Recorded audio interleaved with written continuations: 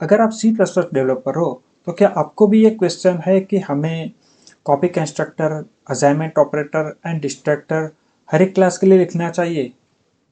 अगर हाँ, अगर आपको ये कन्फ्यूजन है तो ये वीडियो आपके लिए है।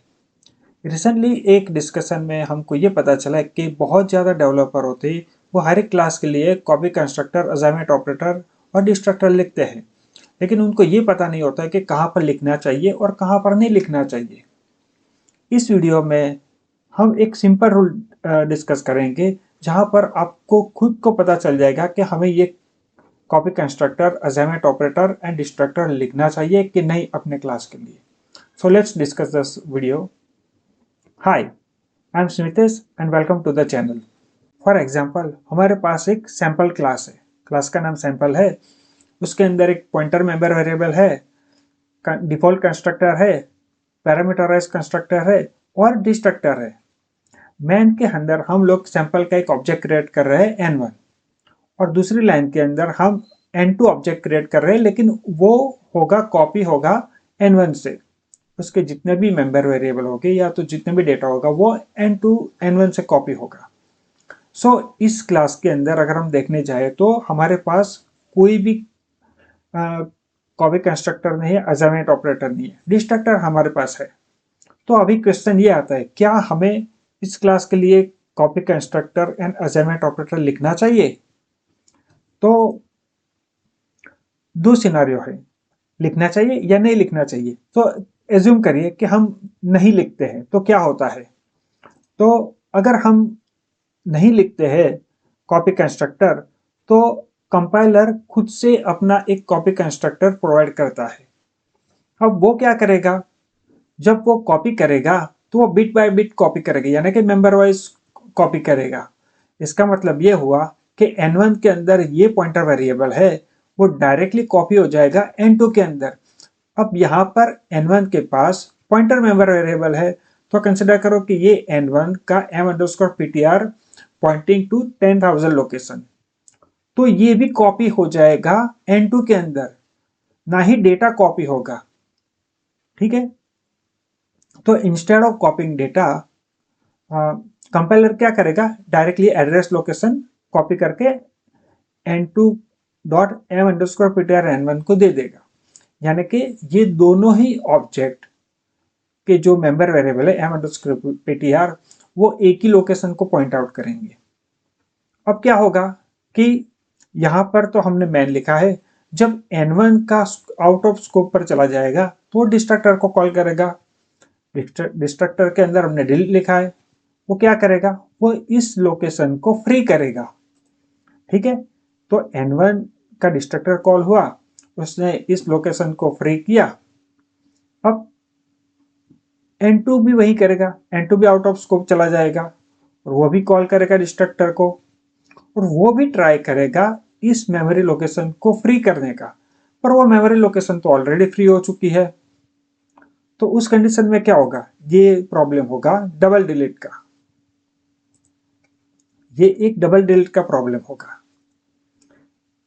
जो मेमोरी लोकेशन ऑलरेडी डिलीटेड है, हम उसको फिर से डिलीट करने का ट्राई कर रहे हैं। तो इस कंडीशन में हमारा कोड होगा वो अनडिफाइंड बिहेव करेगा, वो क्रैश भी कर सकता है, वो कुछ भी कर सकता है। और उसी पूरी सिनेरियो को बोलते हैं शैलो कॉपी। शैलो कॉपी कब होता है? जब कंपाइलर अपना खुद का कॉपी कंस्ट्रक्टर और असाइनमेंट ऑपरेटर यूज करता है कॉपी करने के लिए, उस वक्त पर वो शैलो कॉपी कॉल करेगा, शैलो कॉपी बनाएगा। नाउ अब रूल क्या है कि अगर हमारा क्लास, सिंपल रूल यानी कि अगर हमें कॉपी कंस्ट्रक्टर लिखना चाहिए, असाइनमेंट ऑपरेटर लिखना चाहिए अपना खुद का, तो ये रूल क्या है कि अगर हमारा क्लास एक्सप्लिसिटली एक्सप्लिसिटली मैनेज करता है रिसोर्सेज को, रिसोर्स कोई भी हो सकता है, चाहे मेमोरी हो सकता है, सॉकेट हो सकता है, फाइल हैंडलिंग हो सकता है।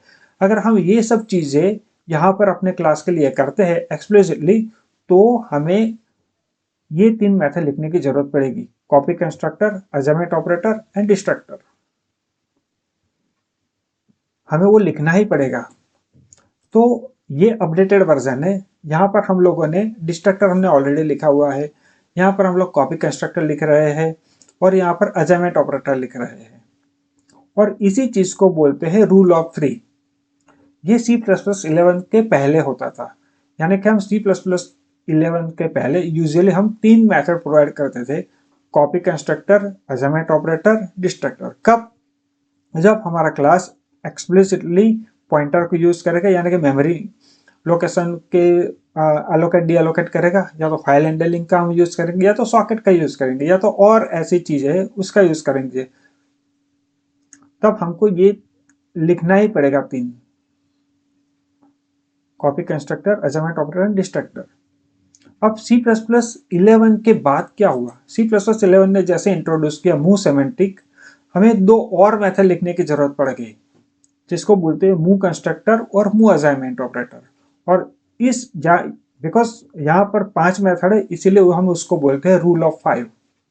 वो कब हमें यूज करना चाहिए? C++11 के बाद अगर हम यूज करते हैं, अगर हमारा कंपाइलर लेटेस्ट है C++11 के बाद का, और हम लोग एक्सप्लिसिटली मेमोरी रिसोर्सेज को मैनेज कर रहे हैं, तो हमें ये 5 मेथड लिखने की जरूरत पड़नी चाहिए।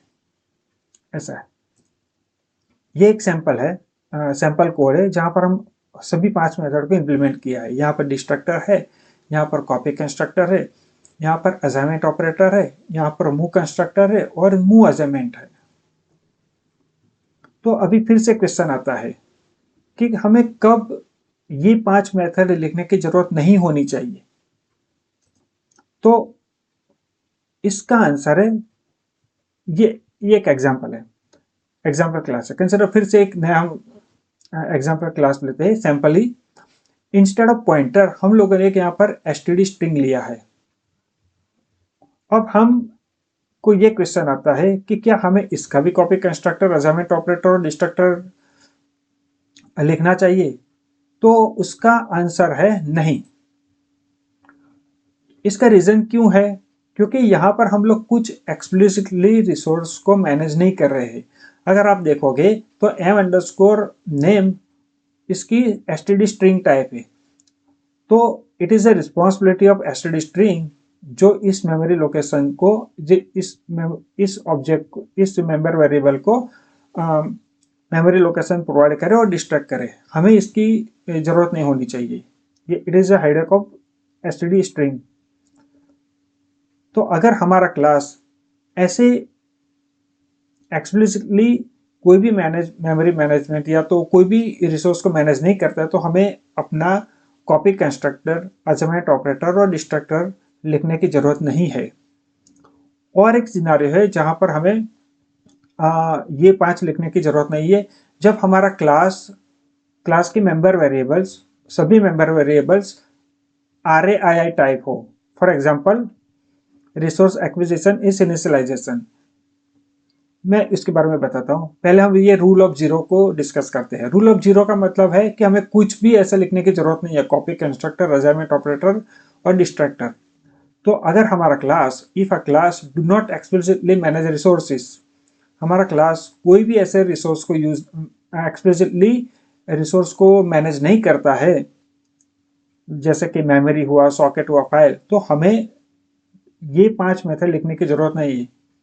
अगर हमारा क्लास के मेंबर वेरिएबल RAII बेस्ड है, RAII type, that means std string it is based on RAII। RAII का मीनिंग क्या हुआ? Resource acquisition is initialisation.